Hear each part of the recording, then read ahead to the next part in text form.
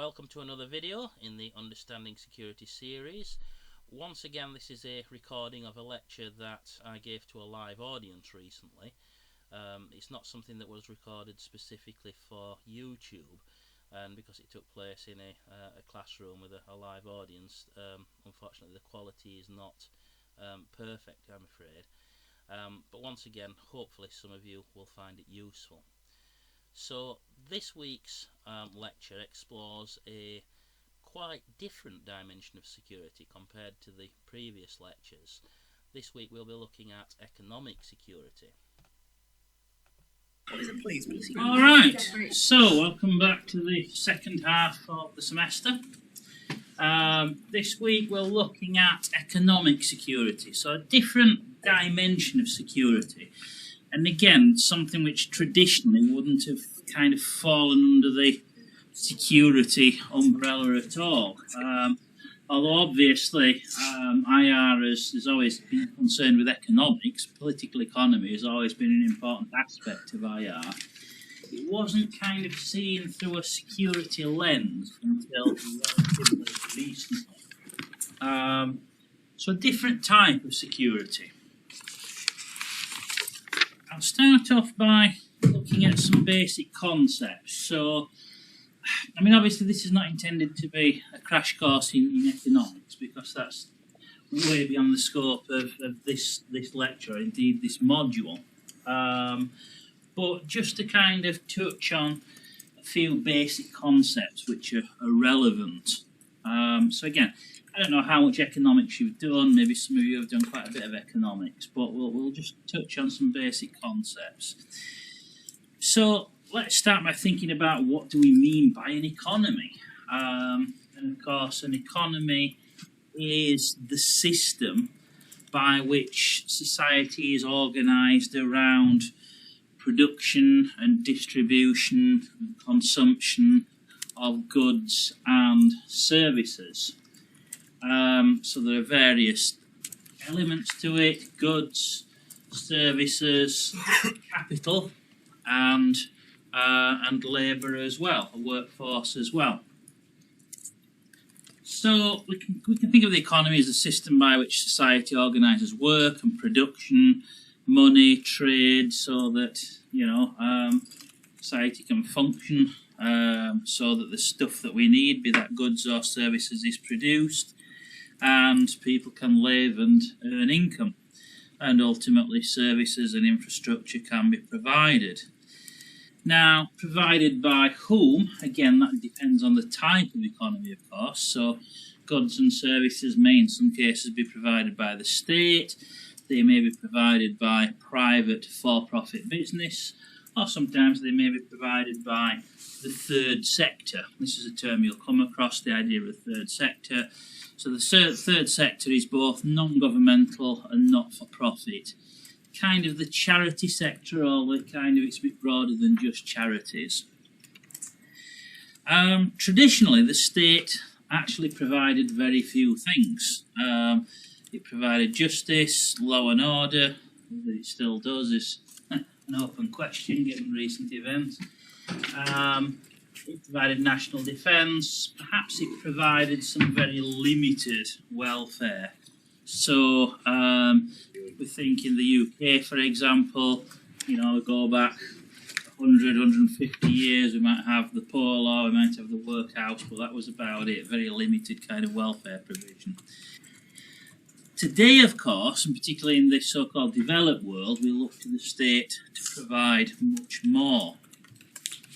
So if we'll go back to 1750, for example, 80% of everything the state spent was on defence, and most of that would have been on the Royal Navy. So again, the government provided very little, really, at that time. Fast forward to 1900. Now the government is doing a lot more by 1900, but even so, defence still accounts for more than a quarter of total government spending. Today, defence is pretty small fraction of total government spending. It's currently about 1.1%. Welfare, not including pensions, accounts for about 14%, pensions for about 17%, health for about 19%. So all of that, roughly half of the pie is going on, what we might think of as, social security and health in one form or another. So what does this mean? Well, again, much of this spending is still arguably related to security, but a different type of security. Arguably, this means that the state is prioritising other types of security as opposed to the traditional focus on national security, security as defence of the state. Again, defence of the state is still a consideration, but it's obviously not the top priority anymore. So again, big shift in government priorities and the prioritisation through a security lens of other types of security. But we also have to remember that governments don't have any wealth of their own. That's an important thing to understand. There is no magic money tree. There really isn't. People sometimes think that the government has unlimited resources. It doesn't. The government only has what it can raise from the wider economy. That means tax. It also means borrowing. The government cannot produce money out of thin air. It can try. It can fire up the printing presses, but all that creates is hyperinflation. Look at the Weimar Republic. You look at Zimbabwe under Robert Mugabe. Look at Argentina, for example. If the government cranks up the printing presses and starts printing money, we just end up with massive inflation. It doesn't work. So governments have to raise money through taxation and borrowing. And of course, this then leads to many of the fundamental debates in politics.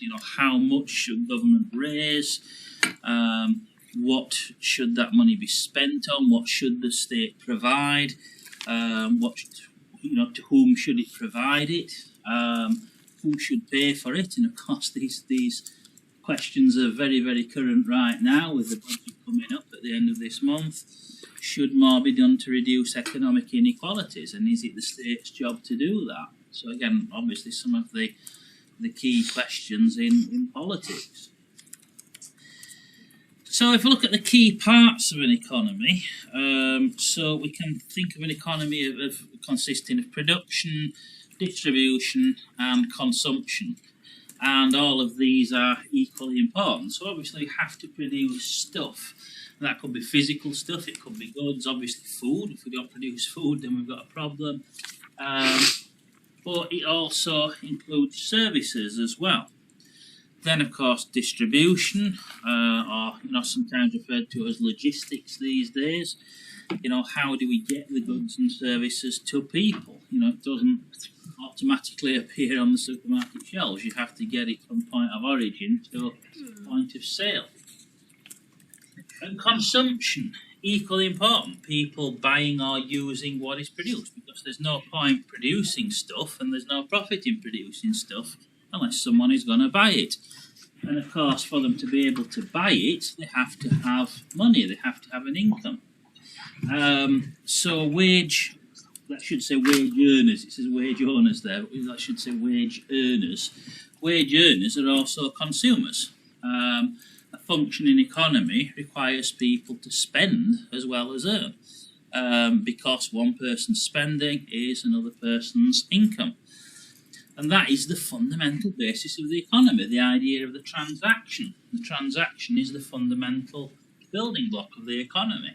So the buyer gives money to the seller. That could be in the form of actual cash, or it could be in the form of credit. They both spend equally well. And a lot of spending is actually credit in a modern economy. The modern economy runs on credit. But the buyer gives money or credit to the seller supplies goods or services to the buyer.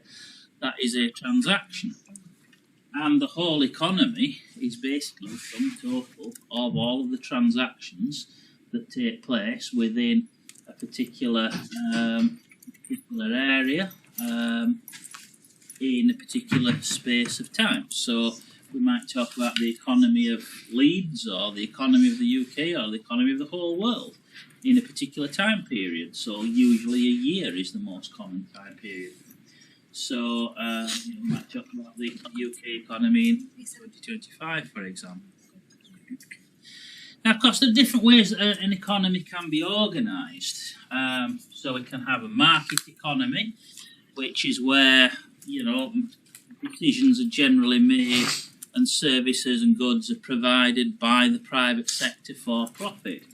The US is a good example of that. Now, there's probably no such thing as a pure market economy, a completely pure market economy, because always the state always provides some things, even in the US, for example. But the US is kind of geared towards most things are provided by the market, including things like healthcare. The opposite of that would be a command economy, where the government basically decides what will be produced. So the former USSR was kind of the first real example of that, and arguably it wasn't all that successful, because that's why the USSR is no longer around, or one good reason why the USSR is no longer around, because the command economy didn't work, or at least didn't work as well as the Western economy, and the USSR failed to compete. We still have some examples of a command economy. North Korea would be a good example. But most economies in practice are a mixed economy to some extent. So the government provides some things, the state provides some things, the market provides other things. We also have traditional economies, which are probably less relevant nowadays, but do still exist. But certainly for those of you who are studying history, you'll appreciate, you'll need to appreciate that if you go back more than a few centuries, the economy worked very, very differently. If we go back to the medieval period, for example, it wasn't a cash economy at all. It wasn't a system based on industrial capitalism or even on cash as we understand it. Largely barter and kind of traditional economic roles, like in the feudal system, for example. And that is still the case in some societies, in some parts of the world. So we have to recognise that, not every place on earth necessarily works on a capitalist-style cash economy, even today. So, should we think of an international economy, or should we think of a global economy in an age of globalisation? What's the difference? Well, an international economy would be to see the world as made up again of national economies. So there are 100 and depends on how you count, but there are at least 195 sovereign states in the world. 196 if you count Taiwan. 197 if you count Palestine. Depends on how you count. But almost 200 sovereign states in the world. So do we look at it as a series of almost 200 national economies with obviously trade and links between them? Or do we actually see the whole world as a single integrated economy? And we could argue that, with the extent of globalisation, it starts to make more and more sense to see the whole globe as a single economic unit. But at the same time, the majority of economic activity still does take place within national boundaries. GDP, of course, is a term that we'll use a lot, which is gross domestic product. There are other terms you might come across, like gross national product, which is a little bit different. But GDP is the most common one. GDP is a broad measurement of the overall economic activity usually within a country, although we could apply GDP to a region or a city or as well. So the OECD, the Organisation for Economic Cooperation and Development, which is kind of a club of rich states, effectively, defines GDP as an aggregate measure of production equal to the sum of the gross values added of all resident and institutional units engaged in production plus any taxes and minus any subsidies on products not included in the value of their outputs, which is probably not all that clear a definition. But basically we're talking about the monetary value, usually measured in the national currency, so UK GDP will be measured in pounds sterling, of all the finished goods and services produced within a country's borders in a specific time period. So basically the sum total of the value of everything produced in the UK, both goods and services, in the space of a year, for example.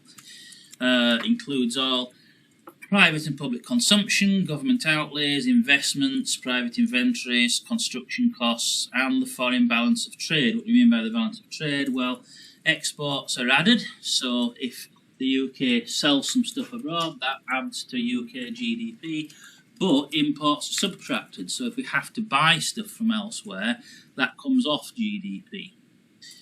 Capital outflows are also subtracted. What do we mean by that? Well, let's say a Japanese firm, let's say Nissan, for example, builds cars in the UK. That will count towards UK GDP.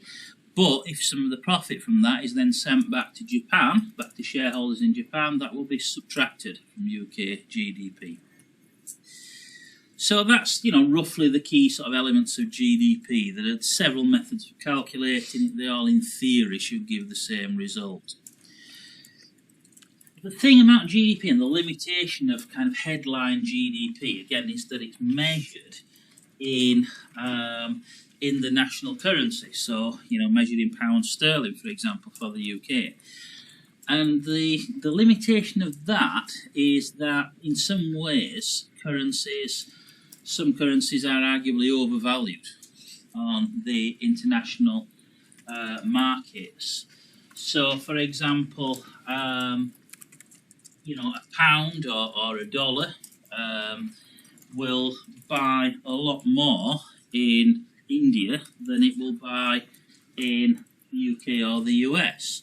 So $1 US, for example, I've not looked at the latest exchange rates, but when these slides were created, $1 US was approximately, on the international markets, would get you approximately 70 Indian rupees. But 70 rupees will buy you a lot more in India than $1 would buy you in the US.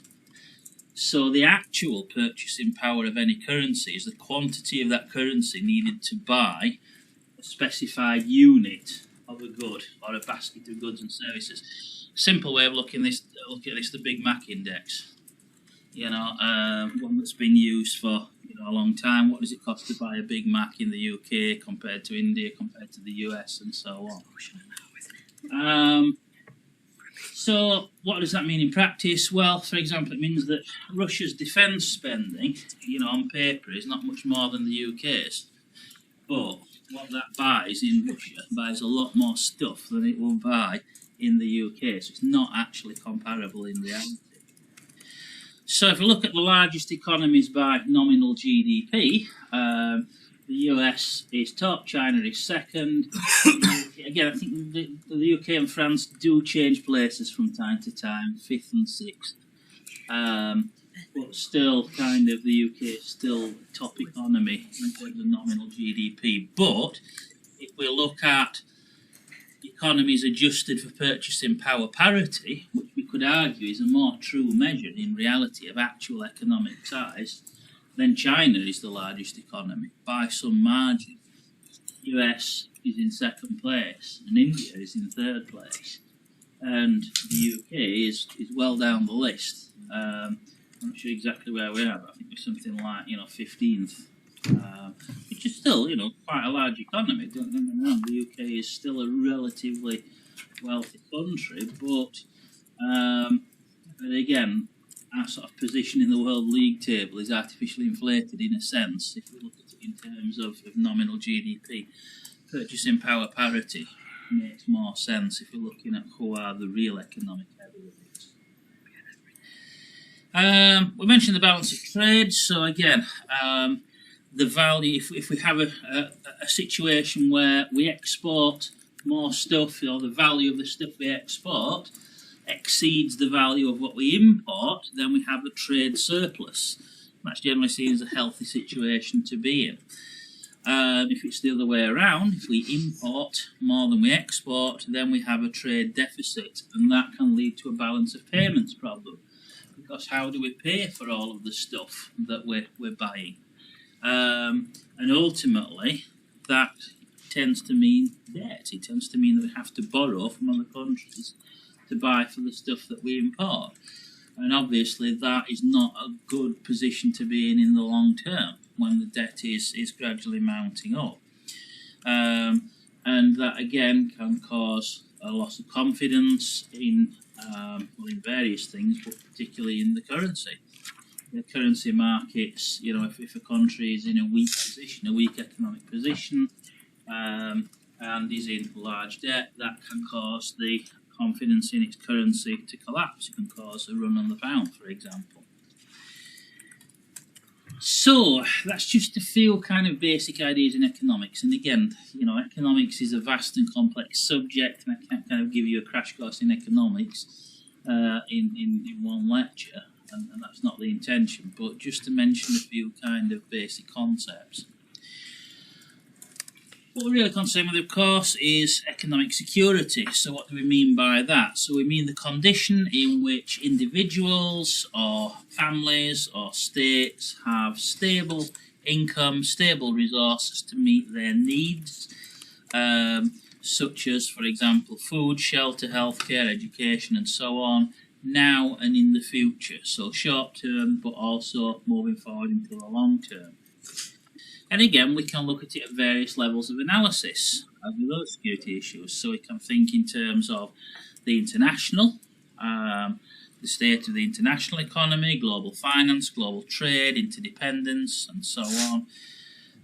We very often look at it from a state level, so how competitive is the state internationally, and how well financed is the state, how strong is the state's position in terms of being able to sustainably provide for the population. And of course at the individual level we're talking about our livelihoods, we're talking about our ability to make a living and have a reasonable quality of life. So we'll start with the individual or the household level.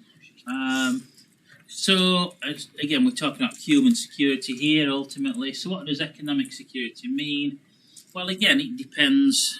I guess it depends on your situation. I mean, the most basic thing is you need to be able to eat, and you need to have a roof over your head and sufficient means of staying warm and so on. And for a great many people on planet Earth, they don't actually have that, Again, this is the difference between relative and absolute poverty. Absolute poverty is a situation where people don't have enough to meet their very basic needs, i.e. not enough to eat, to survive and to, avoid the consequences of malnutrition. That's absolute poverty. Relative poverty is having enough to eat and survive, but still being relatively much worse off than the average in your society. So economic security means, first of all, you need income. You need a reliable source of income. I mean, again, income is not everything. I guess if you've got, resources, if you've got loads of money in the bank, enough to live on for the rest of your life, then income's maybe not such a big deal. But very few people are in that position. Most people need a steady income. So obviously that means a job, that means a pension, it means investments, somewhere, running a business, some way of sustaining yourself. Being able to afford necessities is obviously the first criterion, but also maintain a decent standard of living. And what constitutes a decent standard of living is obviously going to vary from society to society and time period to time period. Ideally, having savings, some kind of provision for, if things go wrong. which could be as simple as the roof springs a leak or the boiler blows up, and if you don't have anything to fall back on, alright, you can maybe take a loan out, but you're in a much more secure position if you've got savings. But also social safety nets, so again, things like pensions for old age, things like a welfare system if you're not able to work, and so on. Basically, it means, living without constant fear of financial instability. If you're in a position where you're kind of, living in a precarious, and quite a lot of people are living in a precarious situation, living hand to mouth, you're just about getting by, just about keeping your head above water, but all it takes is, one setback, and, you're struggling to make ends meet. Obviously, that's a very stressful situation to be in. So yeah, we can think of different dimensions of individual economic security. In terms of income, we can think in terms of being able to eat, having a secure home, secure shelter, but also being able to think about having children. A great many people are not in a position where they feel that they can have a family because they can barely afford to survive themselves. Being able to afford health security, healthcare, and so on, being able to participate in the community, being able to access education, and so on. Lots of different dimensions. So again, we mentioned poverty. Obviously, poverty is a state of not having enough resources to meet basic needs, including participating in the expected ways in your society. So again, we talked about the difference between relative and absolute poverty. If we think in terms of threats, so again, security is about threats and being able to counter threats. So think about the threats to the individual and to the household. But also think about how this can kind of have a knock-on effect into wider society as well. If individuals and households are not economically secure, the consequences of that are obviously bad for them, but can extend beyond them as well to kind of wider society. So think about things like crime and civil unrest. There's an old saying that any society is only three meals away from a revolution. And it's true. If people don't have anything, including nothing to eat, then they've got nothing to lose. And people with nothing to lose, who are desperate, the political consequences of that can be dramatic. But if it doesn't kind of result in full-on revolution, it could certainly result in, in great unhappiness and therefore sort of political turbulence. Division, riots, people fighting over limited resources, and so on. But again, also think about interconnectedness, because once again, one person's income or one person's spending is another person's income. If people can't afford to spend, then that has a knock-on effect because they're not buying stuff. And if they're not buying stuff, then that means others are not making an income either. Businesses go to the wall, and the economy enters a death spiral. Think about how one person's economic security impacts on other people's economic security as well. How do states deal with this? State strategies, well, of course, they provide things like welfare safety nets. They can also, try to pull certain levers to try to get the economy moving, which, again, is sometimes easier said than done. Look at the situation that we're currently in the UK. Also, again, think about inequality. Can a capitalist system provide economic security, and for whom? Provide economic security for everyone?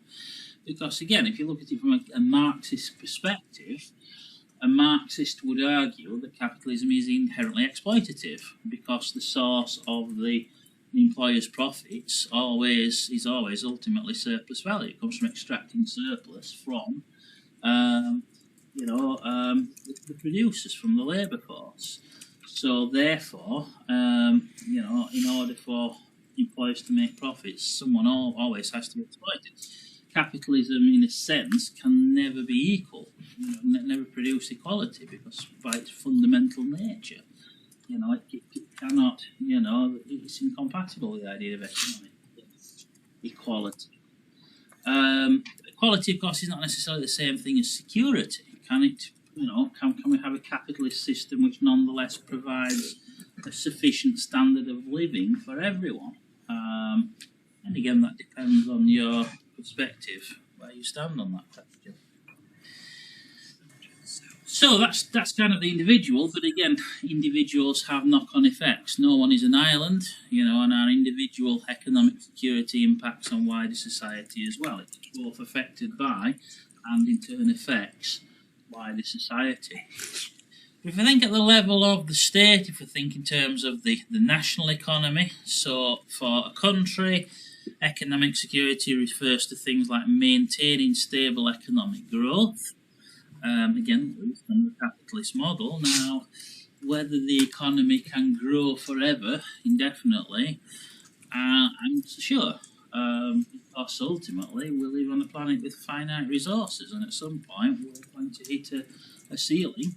Unless we can somehow, leave Earth and find somewhere else to extract resources from, and that ain't happening in our lifetimes, I don't think.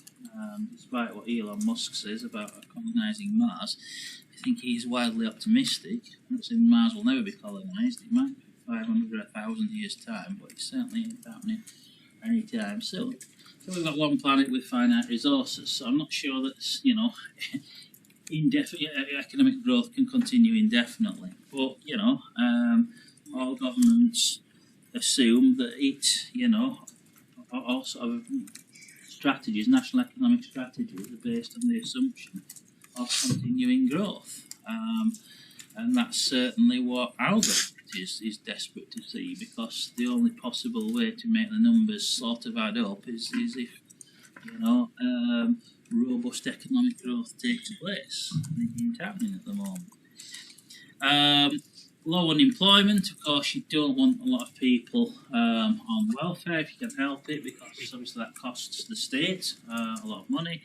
And again, remember that someone has to pay for this. The state doesn't have, unlimited resources of its own. If you have a lot of people not earning and not part of the economy, then it means that the people who are earning have to take more from them to give to the people who aren't earning, and that again causes political problems. It causes, resentment. It's arguably, high taxation can be a drag on the economy. So, you want as many people in work as possible. How do you achieve that?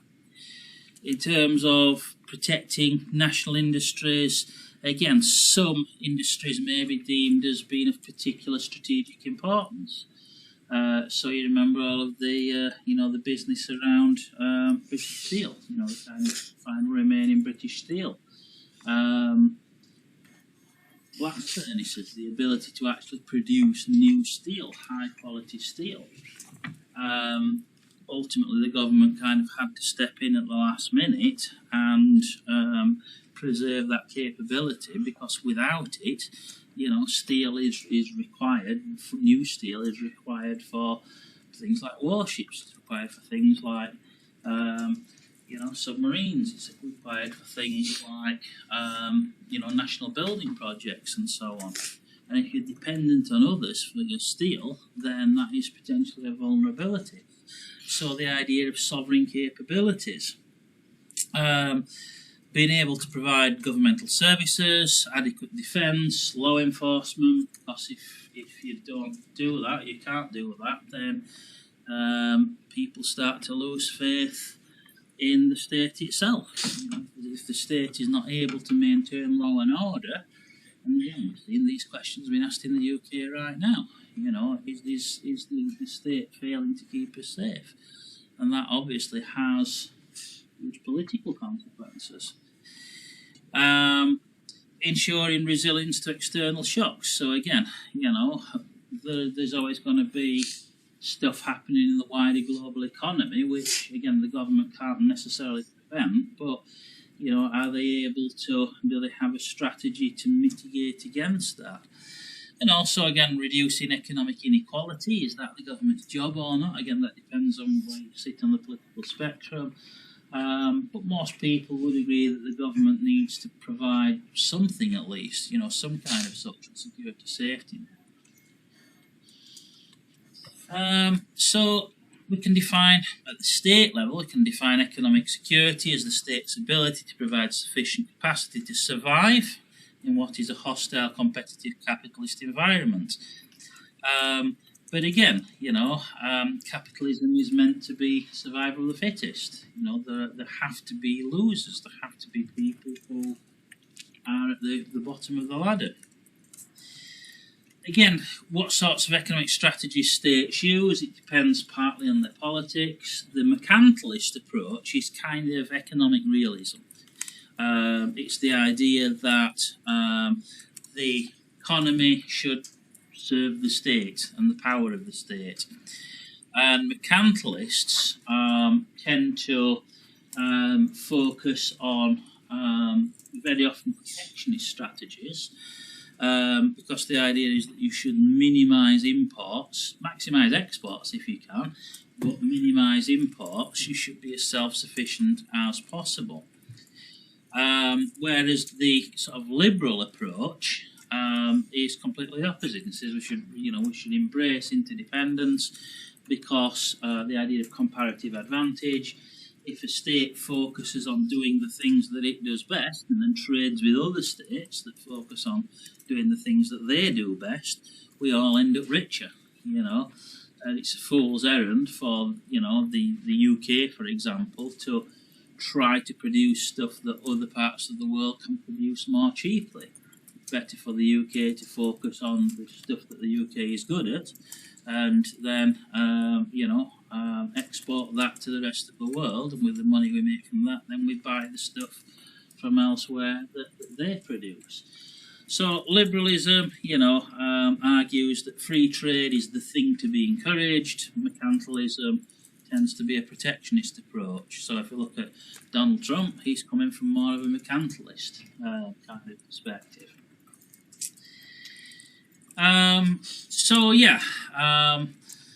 Obviously, governments have to think in terms of productivity and the ability to, produce sufficient income, raise sufficient income, ultimately through taxation to provide the things that the state needs to provide, but also to encourage a healthy sort of wider economy which provides sufficient employment and so on. And if those conditions are not met, then the threats are to welfare systems, to government spending more widely, to living standards, to inequality, and ultimately, of course, that leads to political consequences, because people get angry. When people get angry, that doesn't make for stable politics. So we have to think in terms of supply, raw materials, things like energy supply and so on, although energy is kind of next week's topic. But, how do we get access to essential resources? What are the threats? Perhaps blockades, perhaps embargoes, perhaps just simple shortages on the world market.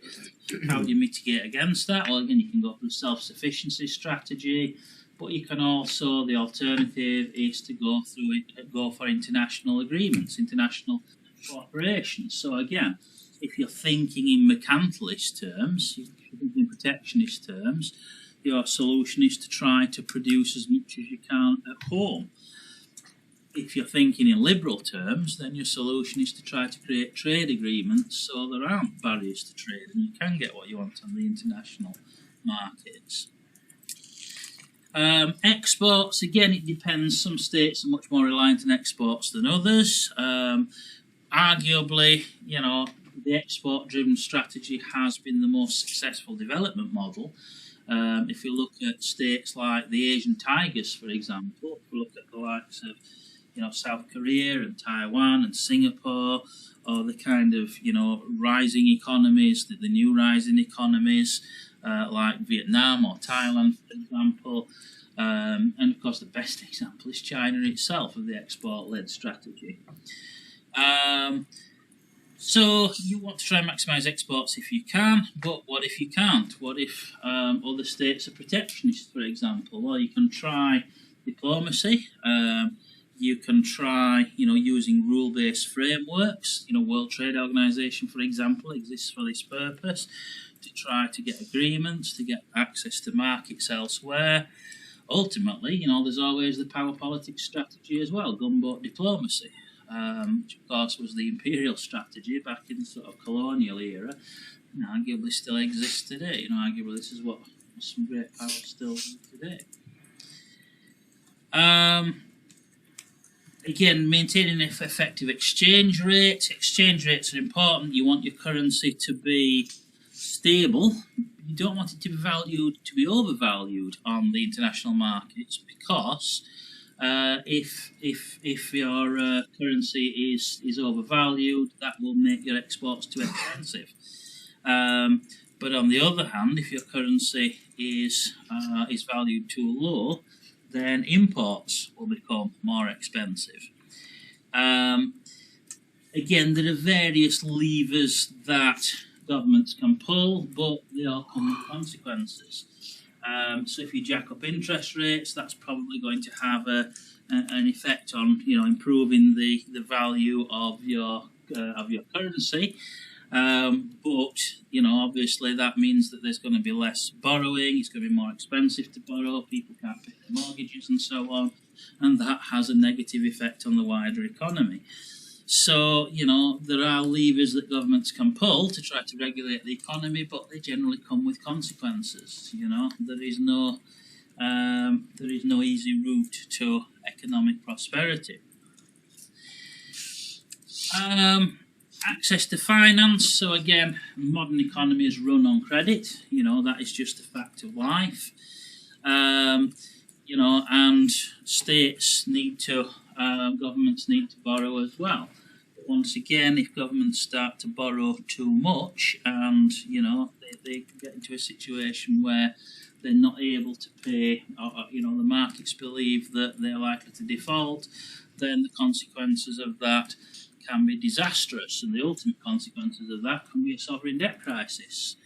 When a country cannot repay or service its debts, this can lead to default. It basically means that you have to call in the receivers, and the receivers at the international level, of course, are the IMF. And the IMF, again, their role is to come in and bail governments out. But that comes with conditions attached. The IMF will come in and say, sure, we'll bail you out, but you need to do the following things. And that means austerity policies on steroids in many cases. But also, some economies now are in such debt that, for example, if the UK entered a sovereign debt crisis, and I'm not saying that we're at that point right now, but I could imagine we could hit that point in 5 or 10 years.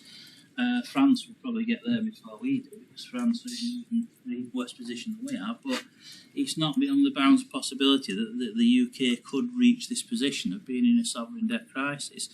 And if so, we've got a big problem, because the IMF wouldn't really be able to bail us out. The last time the IMF bailed us out in the 1970s, the UK debt to GDP ratio was about 40%. Today it's close to 100%, and to bail out the UK will cost something like 50% of the IMF's total reserves. That's not politically feasible. The other IMF members are not going to give us that amount of money. So if we were to hit a sovereign debt crisis, we've got a big problem. Because the IMF are not going to ride to the rescue. Who would ride to the rescue? Well, maybe China would. China could bail us out. They ain't going to do it for free. They don't want, big political concessions. So, yeah, a sovereign debt crisis is not where you want to be. We're getting a bit low on time, so I'll kind of push forward quite quickly. But think about also the idea of global economic security. So again, we've talked previously about interdependence. We talked last year, those of you who did UIR, we talked about the importance of interdependence. And it's the same principle, you know, just as one person's spending is another person's income, the same principle applies at the global level.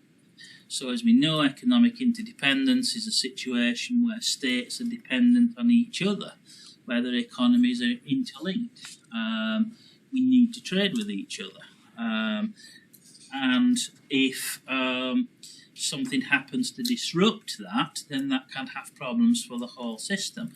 So again, we can think of probably lots of examples. The 1930s, following the Wall Street crash, the Great Depression, the oil shocks of the 1970s, the Asian financial crisis in the 1990s, the 2008 global financial crisis, which led to the Eurozone crisis. More recently, we can think of things like the Ukraine war and the disruption that that has brought to the global economy. So again, this is complex. Again, of course, the Marxist perspective is this is the nature of capitalism. Capitalism is inherently unstable. But again, think about the links between this and regime security and traditional security. So again, if we look at the 1930s crisis, the result of that was Adolf Hitler. You know, and also Japan's activities in the East. You know, Japan became more aggressive because of, you know, the position that it found itself in economically, or at least that was part of the reason. So again, at the international level, of economic crisis, very often can lead to political instability and ultimately to conflict. So yeah, Wall Street crash, a few years later, Hitler's in power.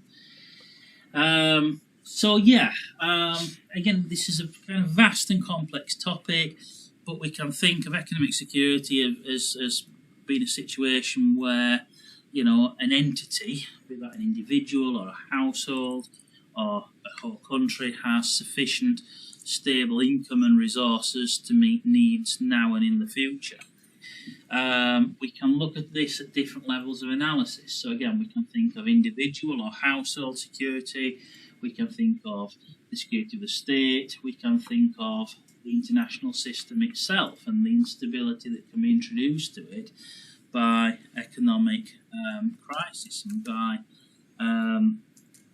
barriers to you know, the usual sort of interdependent working of the international system.